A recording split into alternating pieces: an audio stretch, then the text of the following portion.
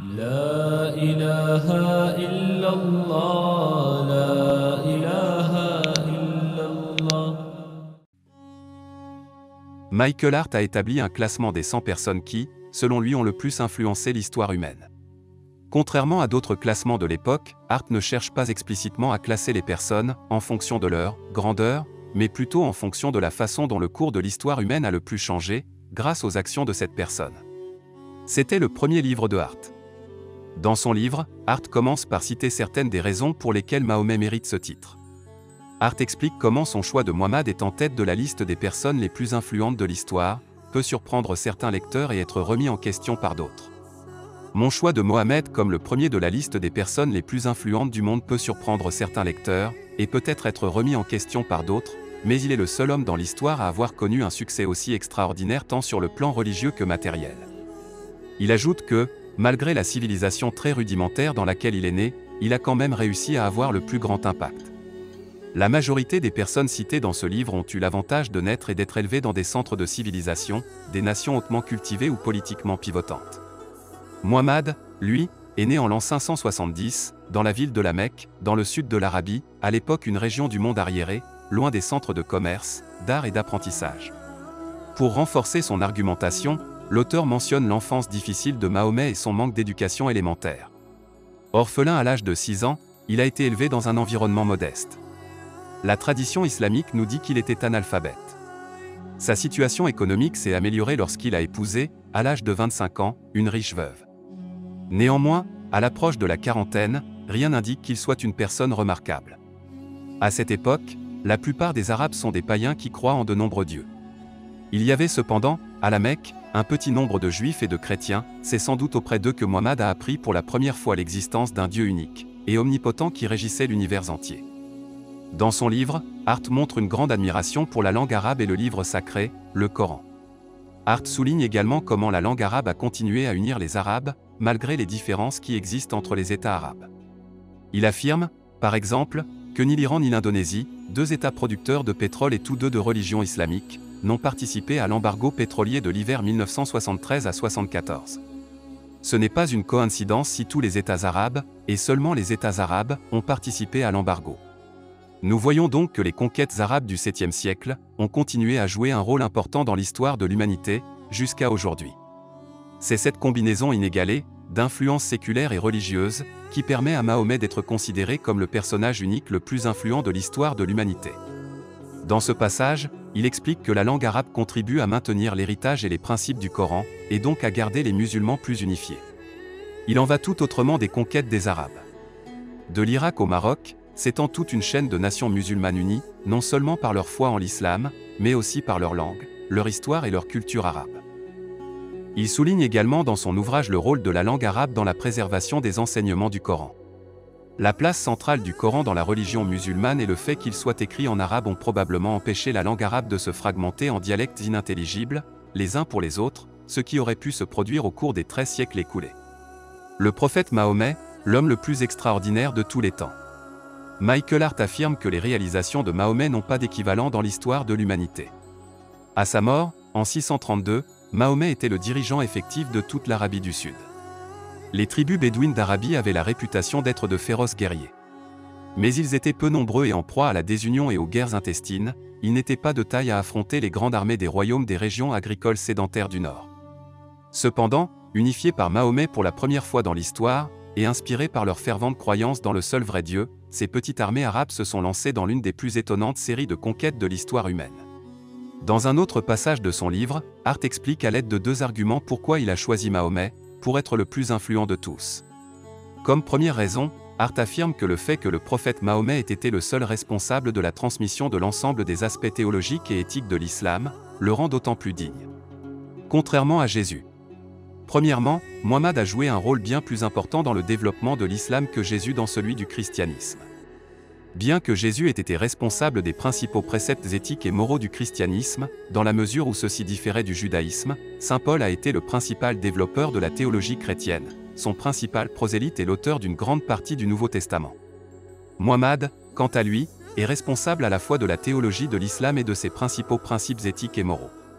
En outre, Il a joué le rôle clé dans le prosélytisme de la nouvelle foi et dans l'établissement des pratiques religieuses de l'islam.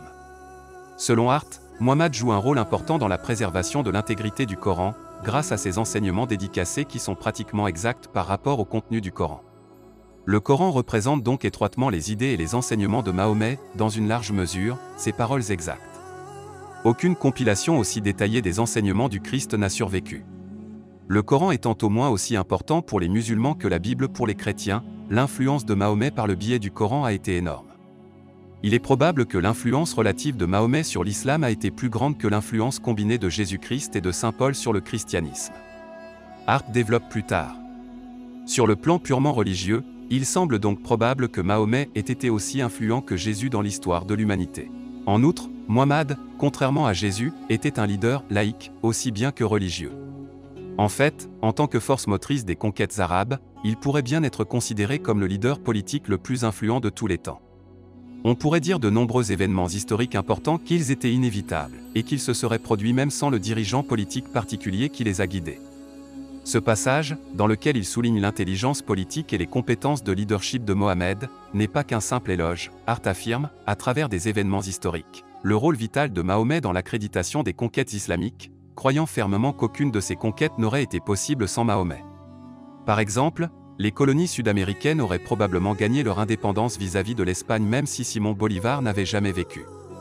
Mais on ne peut pas en dire autant des conquêtes arabes. Rien de semblable ne s'était produit avant Mahomet, et il n'y a aucune raison de croire que les conquêtes auraient été réalisées sans lui. Les seules conquêtes comparables dans l'histoire de l'humanité sont celles des Mongols au XIIIe siècle, qui sont dues essentiellement à l'influence de Gengis Khan.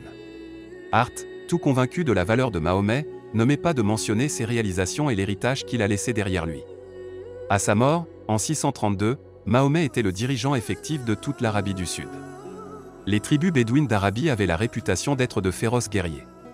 Mais ils étaient peu nombreux et en proie à la désunion et aux guerres intestines, ils n'étaient pas de taille à affronter les grandes armées des royaumes des régions agricoles sédentaires du Nord.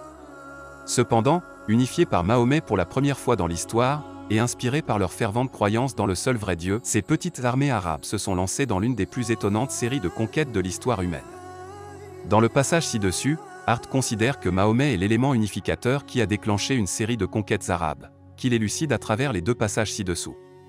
Au nord-est de l'Arabie se trouvait le grand empire néo-persan des Sassanides, au nord-ouest se trouvait l'empire byzantin, ou empire romain d'Orient, dont le centre était Constantinople. Sur le plan numérique, les Arabes ne faisaient pas le poids face à leurs adversaires. Sur le champ de bataille, cependant, les Arabes inspirés conquièrent rapidement toute la Mésopotamie, la Syrie et la Palestine. En 642, l'Égypte avait été arrachée à l'empire byzantin, tandis que les armées perses avaient été écrasées lors des batailles clés de Qadisiyah en 637 et de Nehavan en 642. Mais même ces énormes conquêtes, réalisées sous la direction des amis proches et successeurs immédiats de Mahomet, Ali, Abou Bakr et Oumar ibn al-Rattab, ne marquent pas la fin de l'avancée arabe. En 711, les armées arabes avaient complètement traversé l'Afrique du Nord jusqu'à l'océan Atlantique, où elles ont viré au nord et en traversant le détroit de Gibraltar, ont écrasé le royaume wisigoth d'Espagne.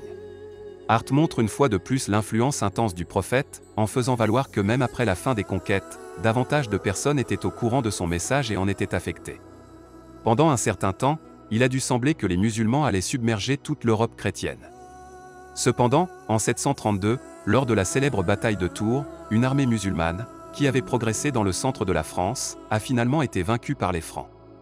Néanmoins, en un siècle à peine de combat, ces tribus bédouines, inspirées par la parole du prophète, se sont taillés un empire qui s'étend des frontières de l'Inde à l'océan Atlantique, le plus grand empire que le monde ait jamais vu. Partout où les armées ont conquis, une conversion à grande échelle à la nouvelle foi a suivi. Cependant, toutes ces conquêtes ne se sont pas avérées permanentes. Hart avait une admiration très sincère et énorme envers le prophète, qu'il a verbalisé dans son livre. Il y a un bon raisonnement derrière les choix. Pour beaucoup de ces choix, il prend souvent en compte le fait que l'innovation, la percée aurait été faite par quelqu'un d'autre, si la personne remarquable n'avait pas été là. C'est ce que démontre son choix de Mahomet comme première personnalité la plus influente. À la fin, une dernière citation de son livre. C'est cette combinaison inégalée d'influences séculaires et religieuses qui, selon moi, permet à Mahomet d'être considéré comme la personnalité la plus influente de l'histoire de l'humanité. Hart a conclu. Dans son livre « Le véritable islam », Sir George Bernard Shaw a écrit : « Je pense que si un homme comme lui devait prendre la direction du monde moderne, il réussirait à résoudre tous ces problèmes de manière à y apporter la paix et le bonheur dont on a tant besoin. Et d'ajouter: il était de loin l'homme le plus remarquable qui ait jamais mis les pieds sur cette terre. Il a prêché une religion, fondé un État, bâti une nation, établi un code moral, initié de nombreuses réformes sociales et politiques, établi une société puissante et dynamique pour pratiquer et représenter ses enseignements, et il a entièrement révolutionné et pour toujours les domaines de la pensée et du comportement humain.